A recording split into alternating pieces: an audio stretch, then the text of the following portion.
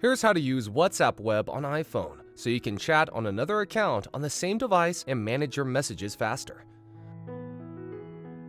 For that, let's open the browser of your choice on your iPhone, and then search for web.whatsapp.com. Enter the site from the hit results.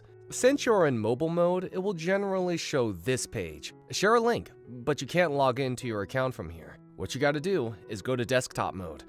From that, tap over this box at the bottom left. Then tap on these three dots, which will open this list of functions.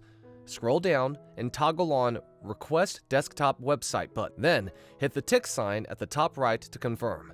After that, you gotta re-enter this page or just refresh it once, whatever you want. That's it. Now you just gotta select the Continue to WhatsApp Web button. It will generate a QR code for you.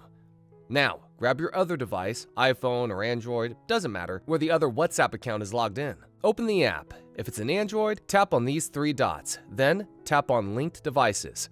If it's an iPhone, you will find it in Settings. Then tap on Link a Device. Verify yourself with your device's PIN if prompted. It will open a camera.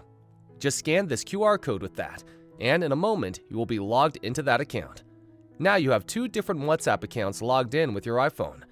The only catch is that some older messages may not be available on the web version. Just make sure, as long as you are using this account, you must be in the desktop mode on your iPhone's browser.